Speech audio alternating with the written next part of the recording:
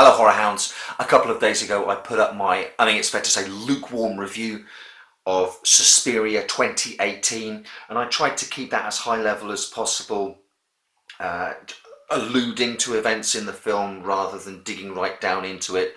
But there are aspects of the film that really do warrant digging down into, none more so than the quite remarkable reveal at the end, which I now want to get into.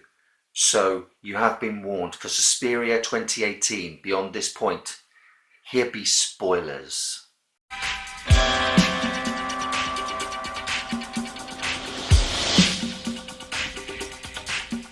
One of the things I kept returning to in my review of the movie as a whole was the number of times that Suspiria 2018 would do the exact opposite, go in a completely different direction to Dario Argento and Daria Nicolodi's original 1977 Suspiria.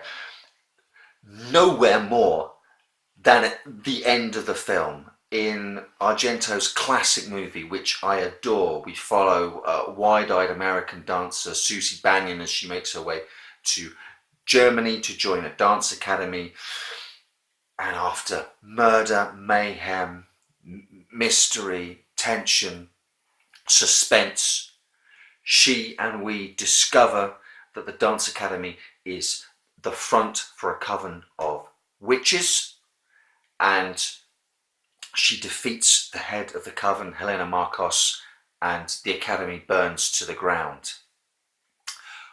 In Suspiria 2018, we once again join Susie Bannion as she travels from America to Germany to join the Helena Marcos Dance Academy.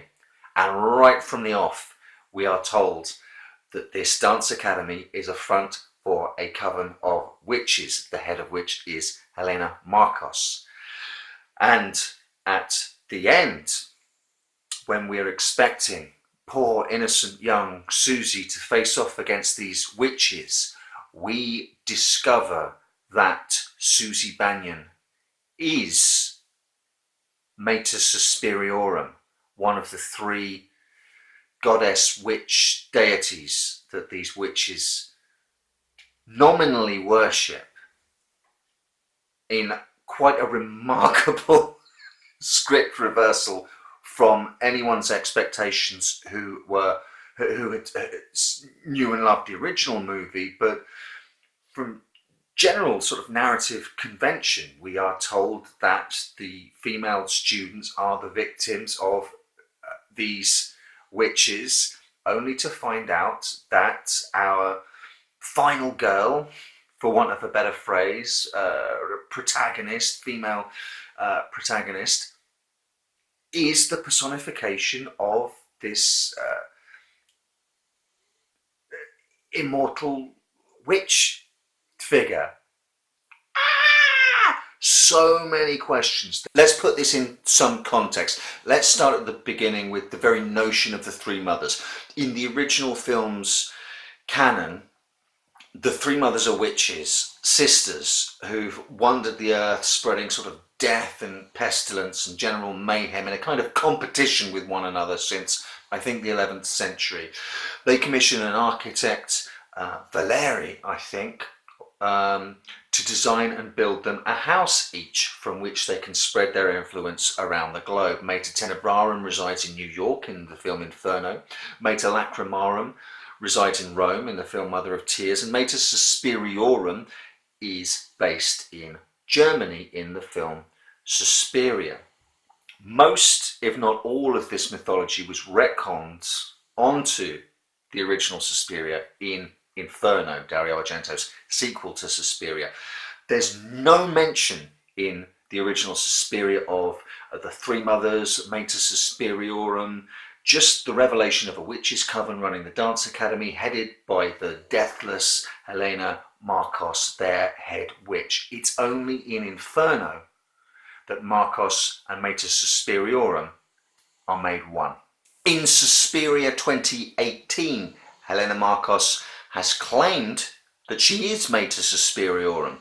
since the Dance Academy opened in 1895, and now in the autumn of 1977 she is dying in her latest form. During the film we witness a vote by members of the Coven to elect their leader. Will it be Madame Blanc, played by Tilda Swinton, or will it be the absented Helena Marcos, also played by Tilda Swinton?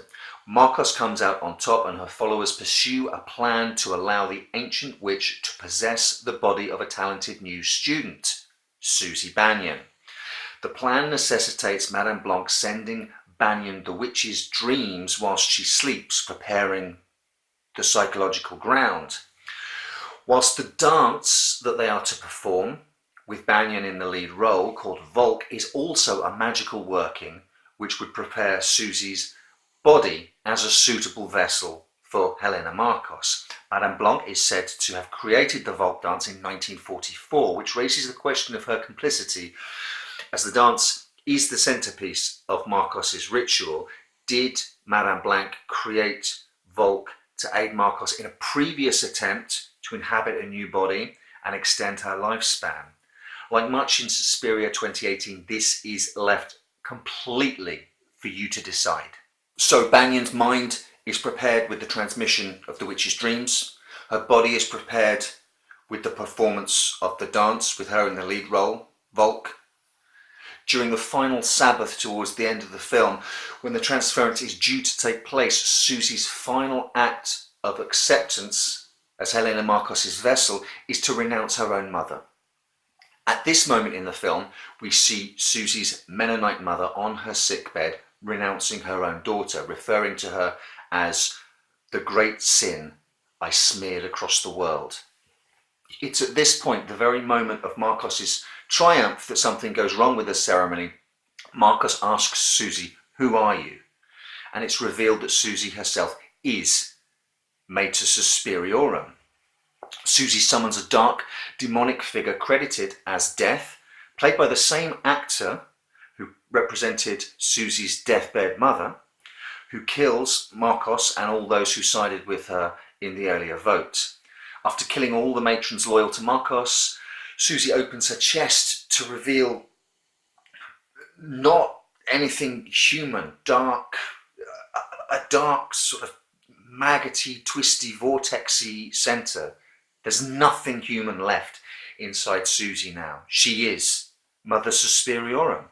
We are told in the film that Susie had a difficult relationship with her mother as she pursued her passion for dance, which was in conflict with her upbringing and her family's religious ideals. She comes from the Mennonite group who believe in adult baptism rather than being baptized as a child, which I find an interesting concept given Susie's becoming, her baptism in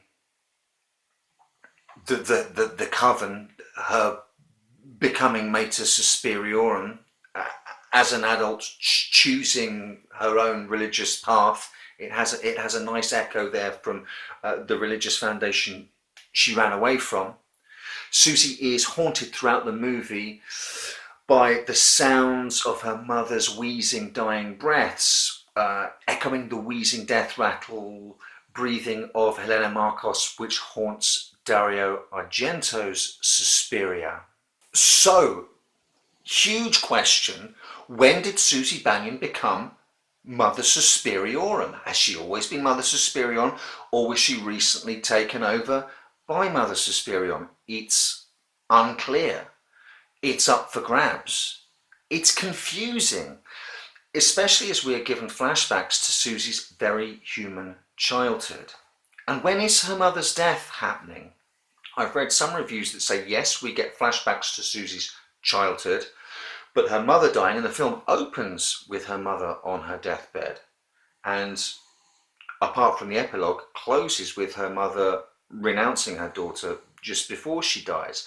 And some people have said that the mother deathbed is in the present, running concurrent with the events happening in Germany with Susie and the Dance Academy, but we have some flashbacks to her childhood, which is an interesting take. Her transfiguration perhaps happens the moment she renounces her mother and her mother simultaneously renounces her. I must admit, while I was watching it, I assumed all of the Ohio America stuff was all flashbacks, and her mother had died whilst she was a child. So I may have to watch it again to see if I've got that confused and mixed up. Dakota Johnson, in an interview with Collider, has some very interesting thoughts on the idea of when Susie Bannion becomes Mother Suspiriorum. So I'll quote her if you'll forgive me. So Dakota Johnson says of Susie Bannion, she comes from a Mennonite family, which Mennonites came from Germany. She has sort of like denounced the church, her mother and her father. She does not. She just fundamentally does not accept the life that she's been given. Which a long time ago, if you did that, you were a witch. If you were at all independent, if you thought independently, if you felt independently from your father or the church, you were a witch. She goes on to say, so there's all these kinds of hints that Susie's different, but she doesn't know. She just feels this pull, this magnet, this thing to dance, and she has to go to Berlin. She has to be with Madame Blanc. It's like she was born in the wrong place. I think that's how she makes sense of it, like I just don't belong here. Then, I believe once she understands what is happening, there is a very, very subtle moment where I think she realises what she's meant to do. I want the audience to figure out when that is. I suspect, although I'm going to need to watch the film again, that one of the key moments is going to be when Susie first dances the lead in Volk in the rehearsal room. If you remember in that scene, while she's dancing, writhing around on the dance floor, we see a hand, black hand, long claws, reach up and touch the underside of the dance floor, where she is, just a foot, half a foot away from her. We know from a later conversation in the film that some of the witches had secreted Helena Markos under the dance floor because she wanted to have a proximity to Susie to gauge her suitability.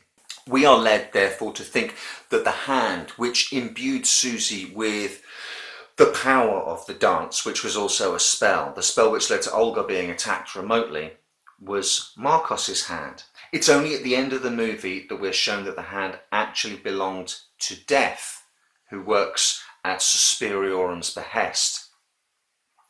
If I remember rightly, there's also a dream sequence. Remember, Madame Blanc has been transmitting the witch's dreams into Susie's head, which ends with Susie crying out, "I know who I am." Now, I cannot for the life of me remember which comes first and what order they come in. But clearly, Susie performing that dance attracts the attention of not just Madame Blanc, not just Helena Markos, but something significantly more powerful, the demonic figure of Death, that as Mother Suspiriorum, she summons herself at the end in the Sabbath.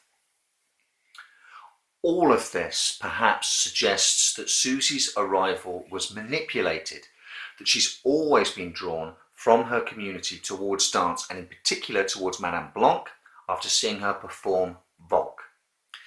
As an abandoned daughter, did Suspiriorum manipulate the course of her life from childhood?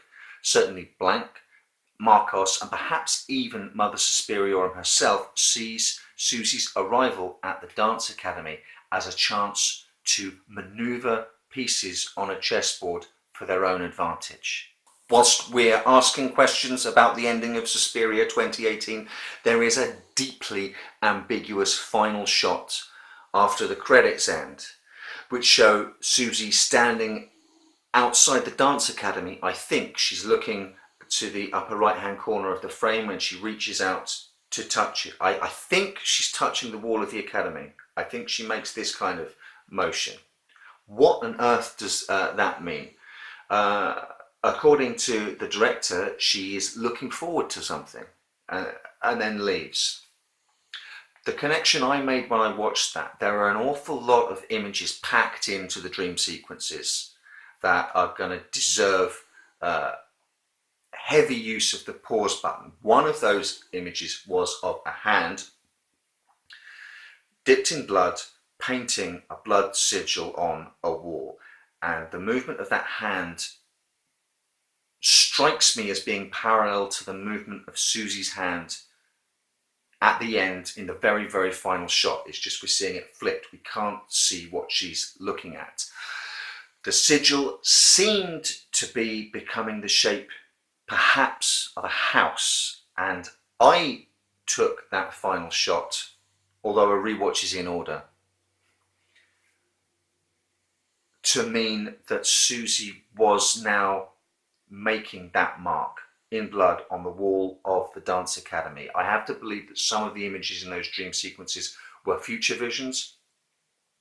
Like I say, until I can get hold of the thing on Blu-ray and studiously use my pause button, I'm not going to know for sure. I think at the very end, Susie stroke Suspiriorum was putting that sigil outside the Dance Academy in the shape of a house. My house is now in order. But this is based on a flaky memory of watching the film once, probably 4 days ago. So I could be completely off the reservation there. What do you guys think? What does the final shot mean to you? What does Susie Bannion either being or always being or becoming Mater Suspiriorum mean to you? What did you take by that? How does that flip your understanding of all the events in the movie up until that point? Frustratingly, there are many, many aspects of this film that are worthy of consideration and discussion, but all the weaknesses of the film that I discussed in my main review, I still stand by, and I still think the film is perhaps overly concerned with its own sense of self-importance. In amongst this 2.5-hour movie is an excellent 90-minute movie. And within those 90 minutes are all of these juicy kernels of awesomeness to chew over, to ponder, to roll around your mouth and try and get a taste for. It's a film that is worthy of discussion. It's just not a successful film in the final analysis.